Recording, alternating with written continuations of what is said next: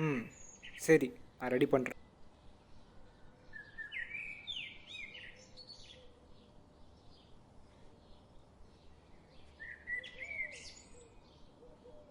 ஏய், ஆஃபீஸ்க்கு என்ன வரல?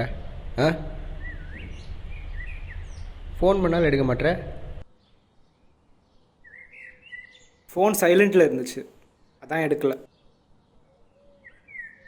பகல்லே வா.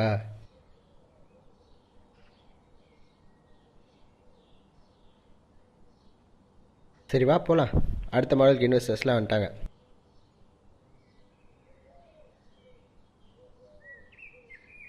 கெஸ்ட் ஹவுஸில் ஸ்டே பண்ண சொல்லு.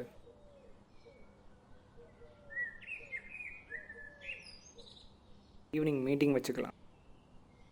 விட்றா, நந்தினி தானே, அவளை மறந்துட்டு ஆகிற வேலையை பார்ப்போம் வா. அப்புறம் மறக்க சொல்கிறா. சக்ஸஸ் பார்ட்டில் என்ன நினச்சின்னு மறந்துட்டியா? நீ சொல்றதெல்லாம் நான் கேட்க முடியாது. நான் அந்த டைரக்டர் கூட தான் படம் பண்ணுவேன். நான் அந்த டைரக்டர் என்ன புடுங்க முடியுமோ புடுங்க. இல்லை மச்சான், இவளுக்கு இன்வெஸ்ட் பண்ண அமௌண்ட் பெருசு. நான் எவ்வளோ மாடல்ஸ்லாம் இன்ட்ரடியூஸ் பண்ணியிருக்கேன், ஆனால் அவள் அளவுக்கு யாரும் ரீச் ஆகலடா. எல்லா இண்டஸ்ட்ரிக்குள்ளே போயிட்டு எவனோ ஒருத்தனை பார்த்து கல்யாணம் பண்ணி செட்டில் ஆகிடுறாளுங்க. ஆனால் அவள் அப்படி இல்லைடா. நான் அவளை ஃபஸ்ட் டைம் பார்த்தப்போ உங்ககிட்ட ஒன்று சொன்னேனே, ஞாபகம் இருக்கா? நான் சொன்னேன், இவன் இண்டஸ்ட்ரியில் பெரிய ஹீரோயினாக வருவான்னு சொன்னேன். இப்போ அதுக்கு என்ன? ஆ, சொன்ன மாதிரி ஆச்சா?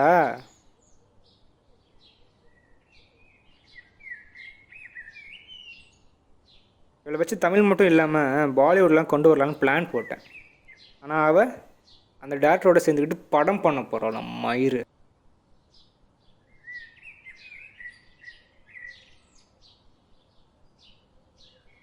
சரி விட்றா, நீ இப்போ சக்ஸஸ்க்கு தானே ஆசைப்பட்ட, எதுக்கு கோவப்படுற? ஃபேஸ் அவள்தான் இருந்தாலும் அதுக்கு பின்னாடி நான் தான் இருக்கணும். நமக்கு இன்வெஸ்டர்ஸை பிடிக்க எத்தனை நாள் ஆச்சு? 7 நாள் ஆச்சா? அதுக்கு முன்னாடி நிலமை அப்படியா இருந்துச்சு? சரி விடு, என்ன நடக்கும்னு இருக்கோ நடக்கும், யாராலையும் மாற்ற முடியாது. ஆமாம், அதே மாதிரி நாளைக்கு அவள் பணத்தோட ஃபோட்டோ நியூஸ் பேப்பரில் வரும். ஏய், ஓவராக போயிட்டுருக்க, எல்லாத்துக்கும் ஒரு அளவு இருக்குது, போதும் கிளம்பு. டேய் மயிரே,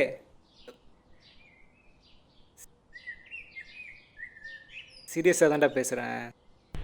டேய், அவள் இருக்க ரேஞ்சுக்கு உன்னால் வீட்டு வரைக்கும் தான் போக முடியும், அதுக்கு மேலே ஒன்றும் பிடுங்க முடியாது.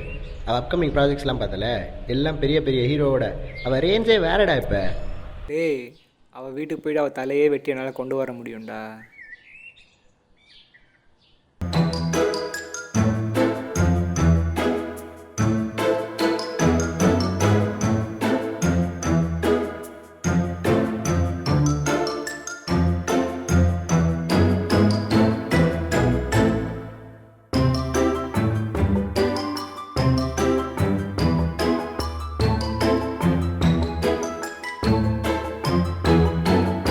பிளான்லாம் ஓகே, இன்னும் பிரச்சனை வந்துடாதுல. தான் நம்மளை நம்பி இன்வெஸ்டர்ஸ்லாம் வந்திருக்காங்க, பார்த்துக்கூட. நம்ம 2 பேரும் வராத மாதிரி தான் இந்த பிளானை போட்டிருக்கேன். பயப்படுற மாதிரி எதுவும் ஆகாது. என்ன பண்ணுற, ரவி அப்புறம் அந்த கேமரா ஹேக்கர் ஸ்ரீன்னு சொல்லி 2 பேர் நம்பர் அனுப்புகிறேன். அவங்கள கூட்டிகிட்டு போய் நந்தினி வீட்டில் விட்டு வந்துடு. அப்புறம் அந்த ஹேக்கர் பையன்ட்டு டிவைஸ் கொடுத்து அமௌண்ட் செட்டில் பண்ணிவிடு. ஏய், ரவிக்கு அமௌண்ட்டாக செட்டில் பண்ணிட்டியா? அட்வான்ஸ் கொடுத்துட்டேன், அவன் செஞ்சு முடிச்சா தான் ரிமைனிங் அமௌண்ட்.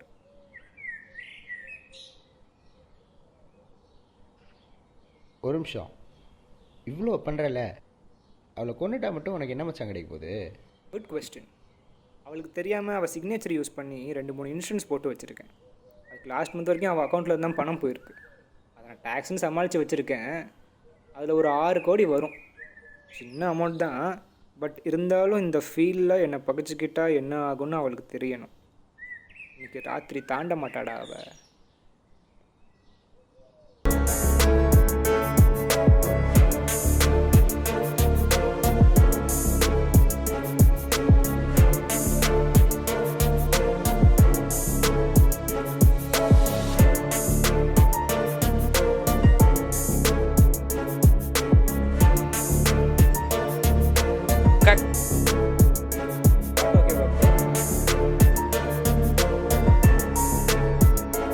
அது ஃபேக்கு.